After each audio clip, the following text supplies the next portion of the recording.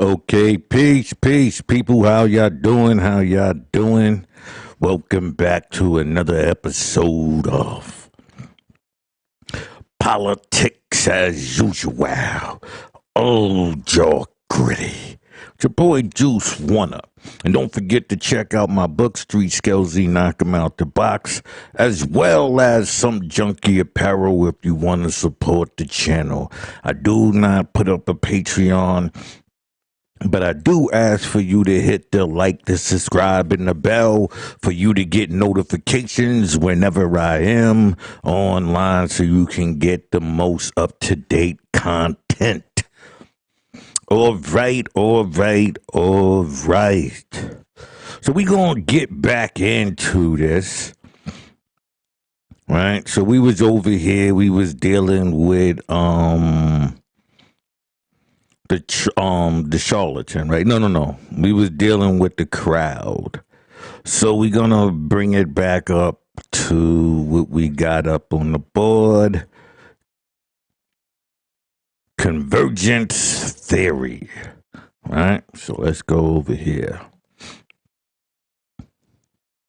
Right? Convergence Theory holds that crowd behavior is not a product of the crowd, but rather the crowd is the product of the coming together of like-minded individuals. Floyd Allport argued that an individual in a crowd behaves just as he would behave alone, only more so. Convergence theory holds that crowds form from people of similar dispositions whose actions are then reinforced and intensified by the crowd. Convergence theory claims that crowd behavior is not irrational. Rather, people in crowds express existence beliefs and values so that the mob reaction is the rational product of widespread popular feeling. However, this theory is questioned in certain research, which found that people involved in the 1970 riots were less likely than non-participant peers to have previous convictions. Critics of this theory report that it still excludes the social dynamics of self and action, and that it argues that all actions of the crowd are born from the individual's intents. Right? Pardon me here. So,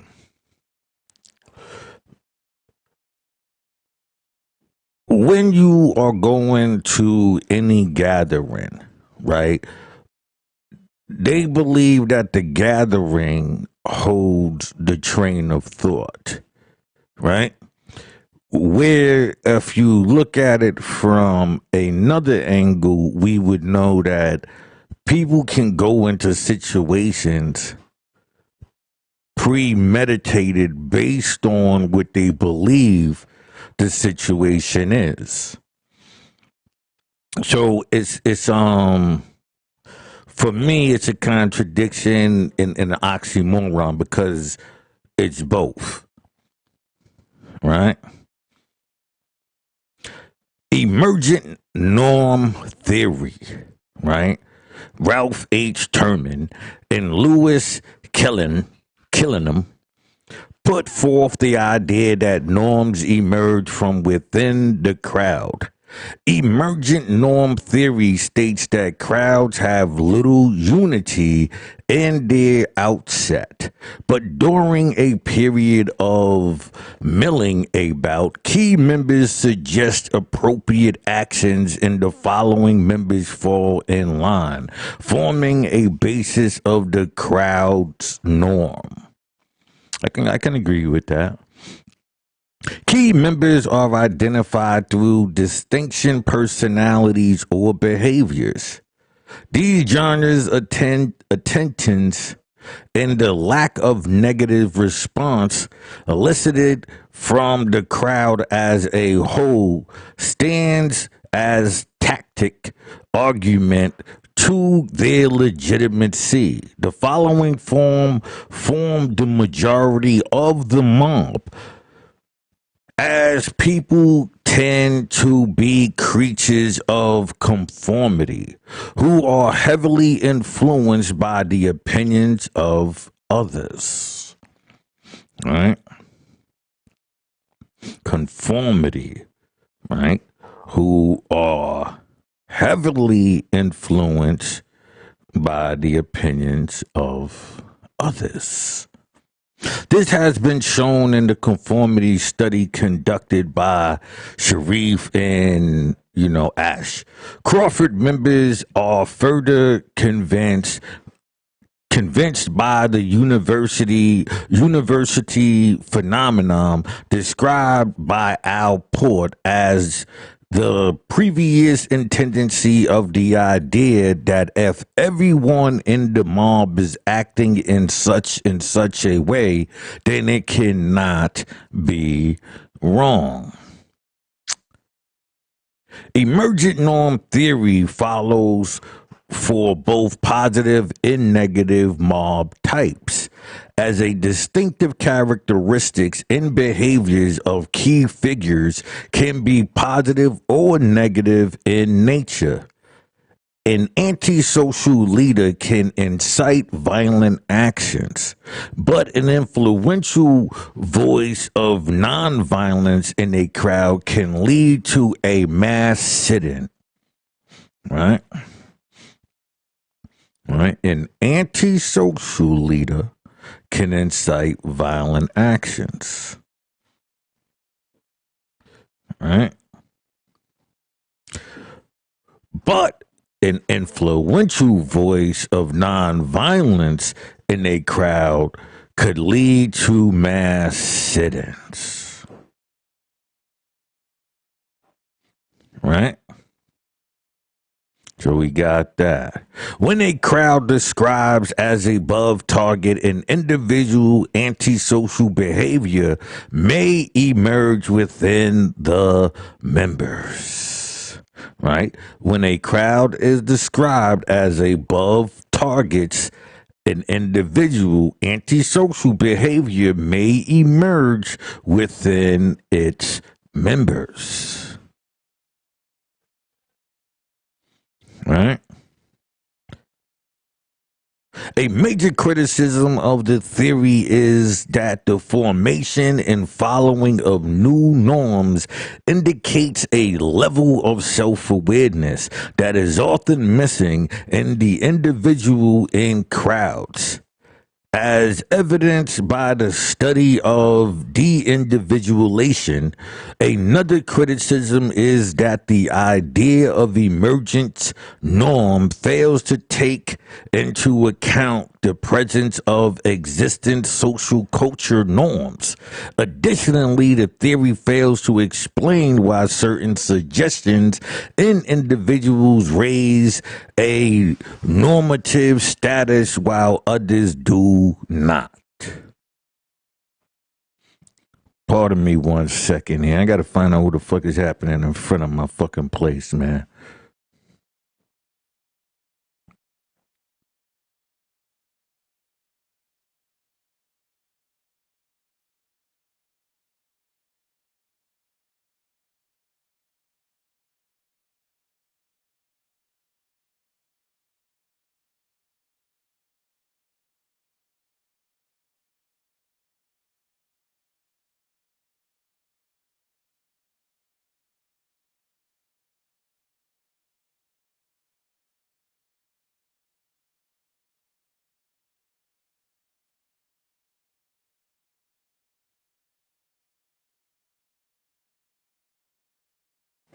All right.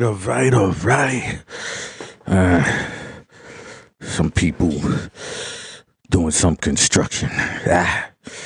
Never fails. Right? Within members.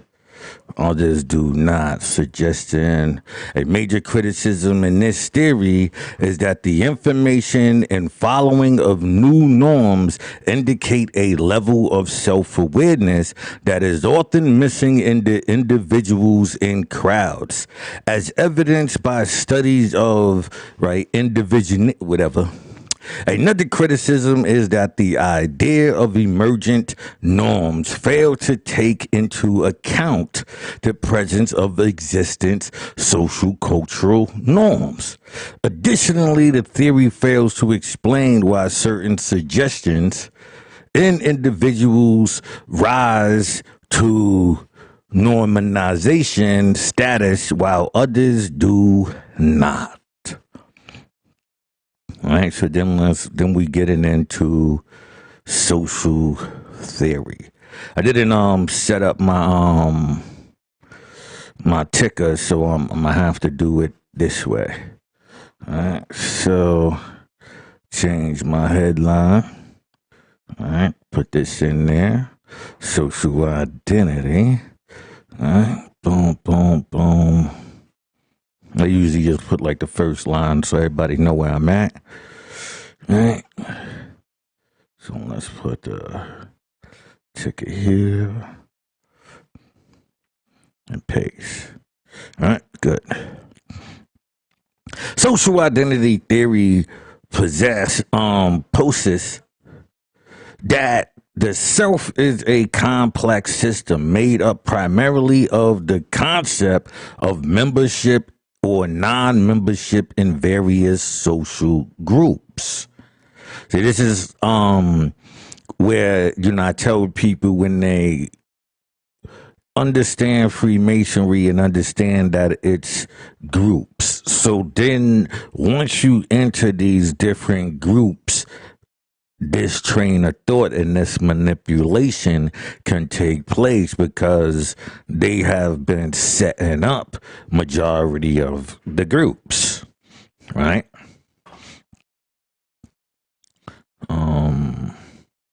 Most personal salient, groups. These groups have various morals and behavioral values and norms. And the individual's actions depend on which group membership or non-membership is most personally salient at the time of action. And this is when I tell people, this saying hip hop is a culture. By doing that, by making that statement, right, it had put the promotion into play, meaning that whatever they put in the hip hop music, it was installed to be believed that this was the way it was supposed to be because this is a culture. This is the streets talking and this, right? So if hip hop was the streets talking, right, how is hip hop talking gay now? Right? How is hip hop feminized now? Was it always? So then that means that it's not a culture, it's a dictation and an implantation within your mind, the norms of what it's supposed to be. This is why I told people, like, listen, I don't, even though I love Tupac when All Eyes on Me and Me Against the World came out, I wasn't with it because it was promoting the destruction. Even though he himself had a right to be upset, it derailed the movement that he was saying and it gave credence to the destruction. And that's what the people picked up. The destruction, because nobody was really listening to Tupac on his first 3 albums. Sure, he had songs, Brenda, I Get Around and stuff, but people wasn't listening to his music. They wasn't understanding his message and what he was getting out until the message was beefing with his own. And then it resonated and radiated throughout the community. So this is why I tell people I do not subscribe to hip hop as a culture. And it's a brainwashing tool within our culture. Two different things. I don't even listen to hip hop. Anybody know me know I just listen to beats and stuff like that. I don't participate in that. Right? Okay. The influence is evidenced by finding that when the stated purpose and values of a group changes, the values and motives of the members also change. Crowds are an amalgam of individuals, all of whom belong to various overlapping groups. However, if the crowd is primarily related to some identifiable group, such as a Christian or Hindu or Muslim or civil rights activist, then the values of that group will dictate the crowd's actions. So when you see Black Lives Matters and all of these things, understand that these are socially engineered programs. That's why you'll see, white people engage holding up Black Lives Matter flags to blanket them. They're hiding behind a system.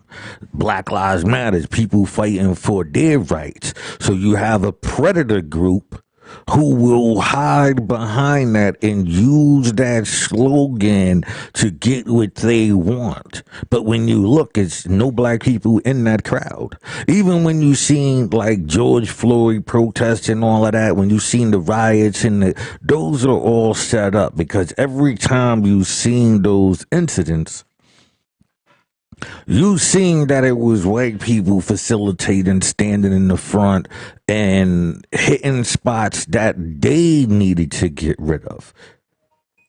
You understand what I'm saying? This was an attack on certain things and hid behind the downtrodden, should we say, in America, which is the black plight.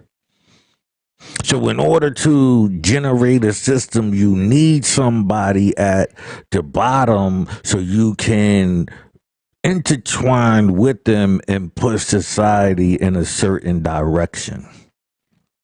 It's just what it is, right? In crowds which are more relative. In crowds which are more ambiguous, individuals will assume a new social identity as a member of the crowd. This group membership is made more salient by confrontation with other groups, a relative common occurrence for crowds. The group identity serves to create a set of standards in behavior. For certain group, violence is legitimate. In others, it is unacceptable. This standard is formed from stated values, but also from the actions of others in the crowd, and sometimes from a few a leadership type position. Right? A concern with this theory is that while it explains how crowds reflect social ideas and prevailing attitudes, it does not explain the mechanisms by which crowds enact to drive social change. You see, because as I was talking, I'm explaining to you how you can have these groups. You put out like this information and you put it in their hands. You tell them this is what we do, right? B's and C's. This is, folks and bloods or whatever. I mean, folk in People Nation, right? So now you have these groups. You tell them what they do. You tell them how they operate, and most of them are not even aware of the system that's being set up for them.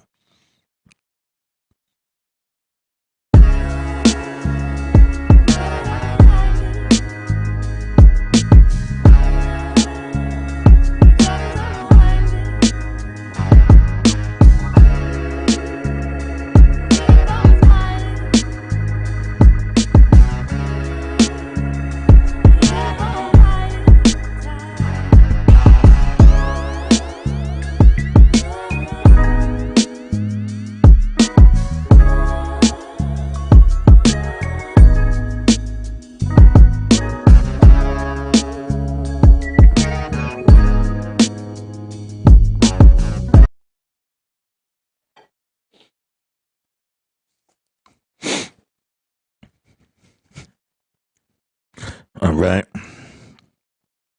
Now I wanna let's take it back over here real quick. Right. So I wanna get into some of these, but I'm not gonna do it right now. Like I said, this is a 6-month thing. So this is all the way to December. So these are just the things that I'm gonna go back into, right? We're going to do bystander effect. We're going to do charisma. And we're going to do class consciousness. Now, we will be going into any of these over here, like collective behavior, hysteria, consciousness, and unconsciousness. These are all the collectives. Right. Then we got the, crowd and power. We got wisdom of the crowd. Right, we got group behavior, we got group thinking, herd behavior, and herd mentality. The mass psychological of fascism, mass society, public relations, riot, vocus, the spirit of the people, and Wilfred Trotter. All right, so we'll be getting into that. This is, psychology. The symbol always like to have certain things there. Right?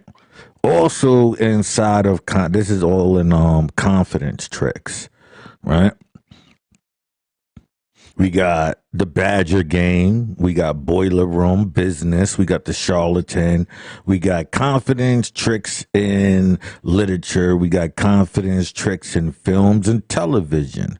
Right? We got counterfeit. We got a couple of different things. I'm all of these to some degree, not all, but like we'll be just touching on a lot of them. Right, because this is all for you to understand the game that's being played. This is the real game. This is ill. Like this psychology. This is all psychology. So you got to understand the game that's being played on you. So even as I went into confidence tricks, right? You see what I highlighted: quackery. So, I'd let you know we have never went off the topic of the medical field in its shams, right? The etymology of a shield, right? The origin term of shield is uncertain. It may be an abbreviation of shillabur.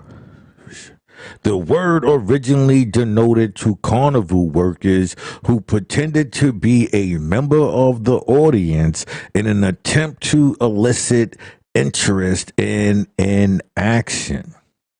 Some sources trace the uses back to 1914 or as far back as 1911. American humorist Benjamin Shilber from 1814 to 1819, who often wrote under the guise of his fictional character Miss Ruth Partington. An American version of Miss malaprop is a possible source. Right? So then we got internet, conflict of interest. We're gonna so let me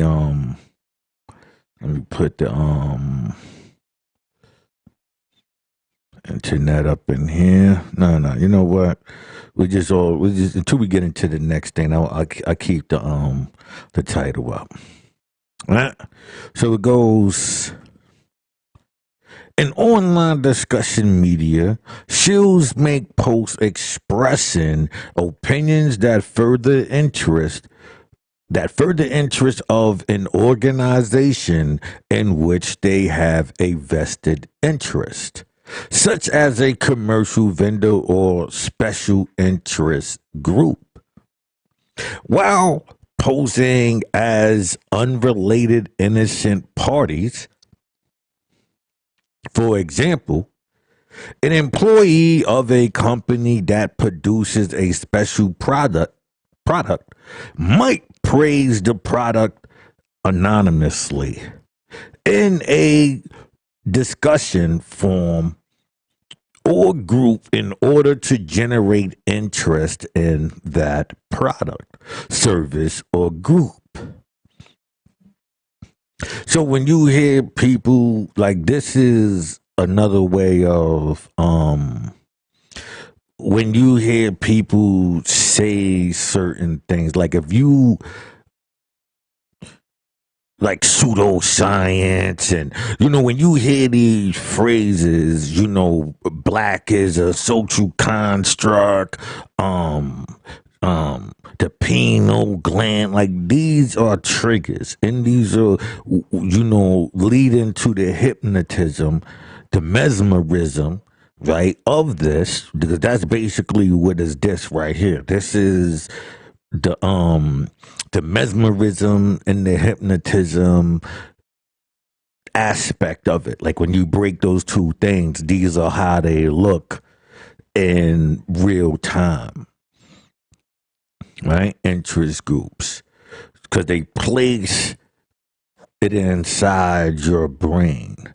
While posing unright, for example, right, an employee is that produces the product anonymously in discussion forums or in groups to generate interest in the product, service, or groups. Websites can also set up for the same purpose. When they have those little things in the corner or whatever the case may be. Same purpose. In addition, some shells use sock puppets where one person poses as multiple users. Trolls or whatever. Like I got my account. My account is not me. You know what I'm saying? It's another name. But you know what I mean? I'm not promoting anything for any group. What I'm doing is combating all of the bullshit. You know what I'm saying? That's what I'm doing. I'm not promoting anything. I'm going up against it. So yes, I do have sock puppets, sock puppet account. In some jurisdictions and circumstances, this type of activity is illegal. The plastic surgery company Lifestyle Lift ordered their employees to post fake positive reviews on websites. As a result, they were sued in order to pay $300,000 in damage by the New York Attorney General's office. Right, that's why I don't do that. I don't promote anything. I'm not there for that. I could point out people on my page where you can clearly see they are that. You can clearly see it at them, right? Reputable organizations may prohibit their employees and other interest parties, contractors, agents, etc., from participating in public forums of this or discussions in which a conflict of interest might arise, or will at least incite that their employees or agents refrain from participating in any way that might create a conflict of interest. Right? So like even when you play the lotto, it tells you if you have somebody who worked for them, you can't win. You're dead. Right? Gambling. And look, I even said, so both the illegal and legal gambling industry often use shills to make winning the game appear more likely than it actually is. Now keep attention here, because I always say this, right? For example, illegal 3-card Monty or shell game. Peddlers are notorious employees of shells. These shells are often aid in cheating, disrupting the game if the mark is likely to win. I like people like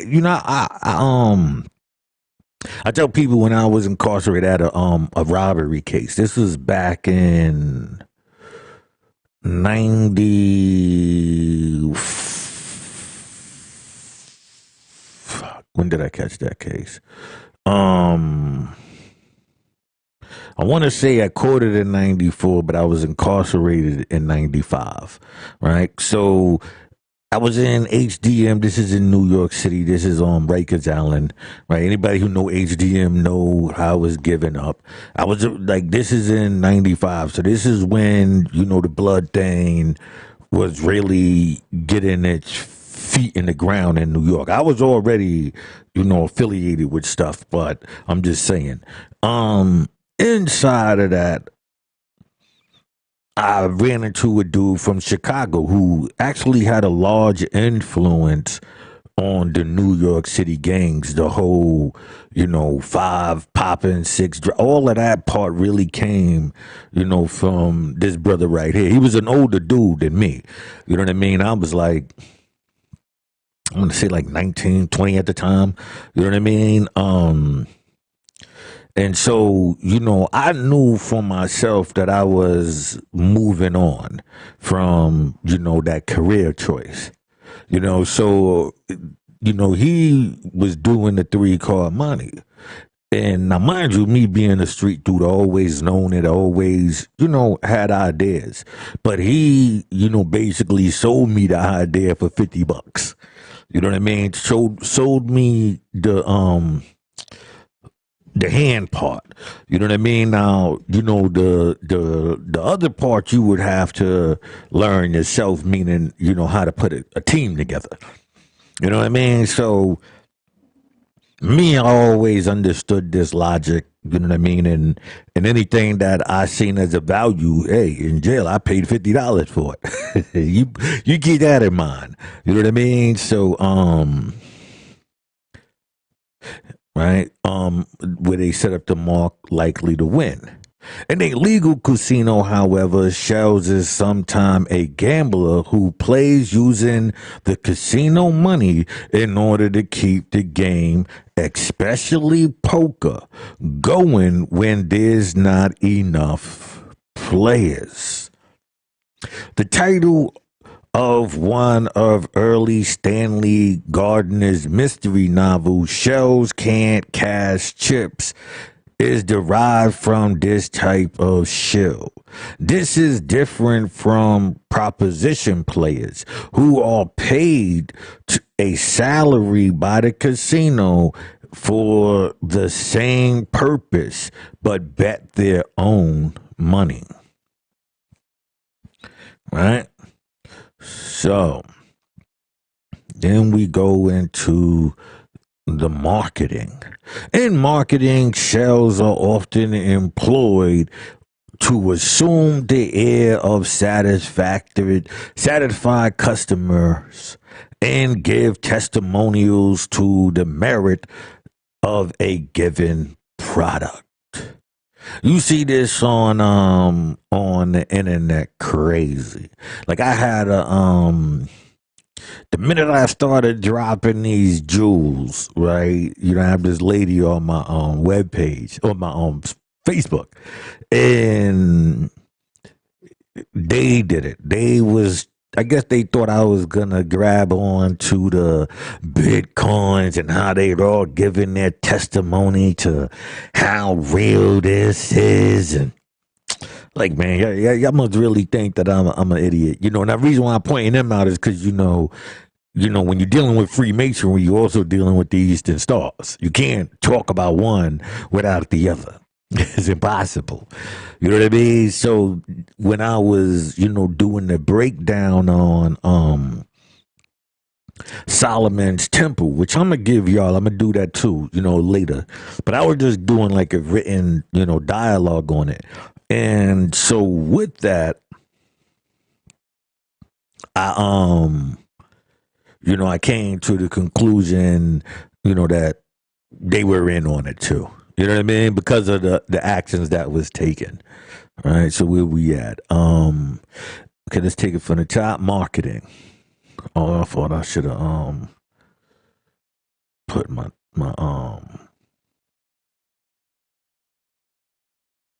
right. Got my clock running now. In the marketing, shills are often employed to assume the air of a satisfied customer and give testimonials to the merit of the giving product. This type of shill is illegal in some jurisdiction, but almost impossible to detect.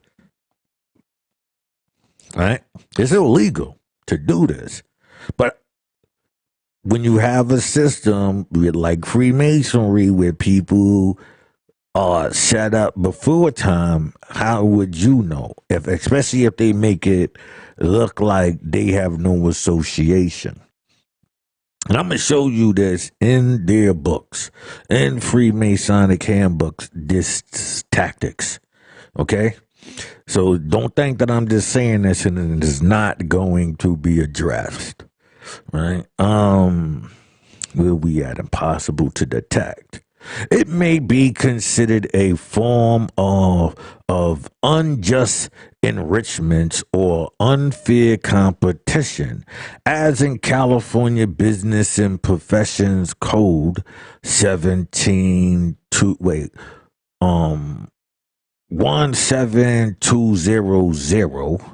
which prohibits any unfair or fraudulent business act or practice in unfair, deceptive, untruth, or misleading advertising. Keep this in mind, because when I tell you about the Past Reparations Act, this stuff matters.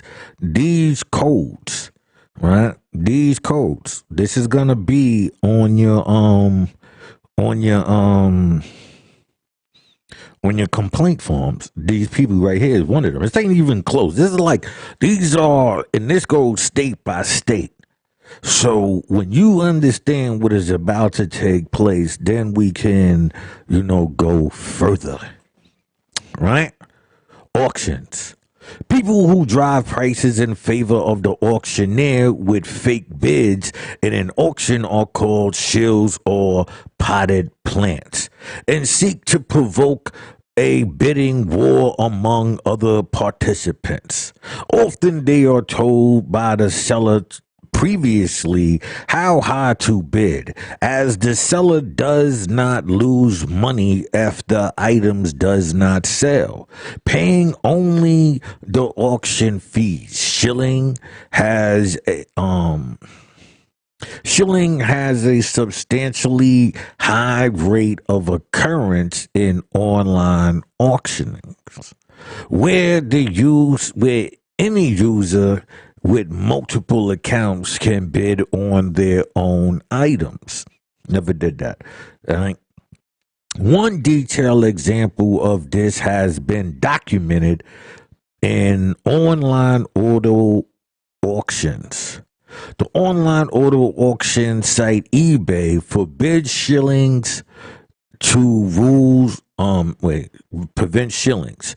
Its rules do not allow friends or employees of the person selling an item to bid on its item. Right? And that's what I said about the lotto. Even on the lotto it tells you the same thing, right? Even though eBay has no means to detect if the bidder is related to the seller or is in fact the seller, themselves. It could be the seller themselves, right? But peep game. In his book Fake Forgery Lies in eBay, Kenneth Walton described how he and his cohorts placed shield bids on hundreds of eBay auctions over the course of years. Walton and his associates were charged and convicted of fraud by the United States Attorney's Office for their eBay shield bidding. So you can't get caught up. Don't think that they just because they don't got no way that they won't catch your stupid ass. With the proliferation of live online auctions in recent years, shield bidding has become commonplace. Some websites allow shield bidding by participating auctioneers. These auctioneers are able to see bids placed in real time and can then place counter bids to increase the amount. One proxy bid auctioneer's website states, at the request of the auction company, this auction permits bids to be placed by the seller or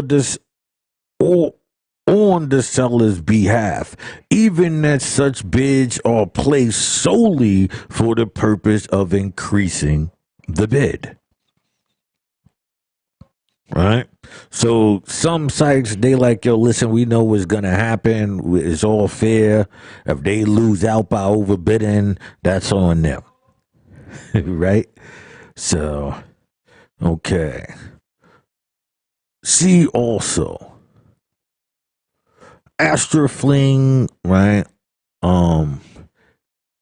Confidence tricks, corporate propaganda, false advertising, greenwashing, influencer marketing, propaganda, psychological manipulation, pyramid schemes, sock puppet, spin, public relations, and whitewashing, censorship. All right? Hold on, I got some fucking asshole in front of my fucking apartment yelling.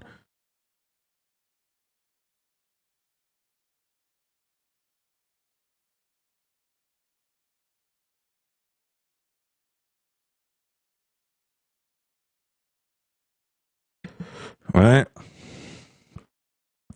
So this is what we have here. So after this we are about to actually go out. Let me go to a break real quick so that way we can get into this other part.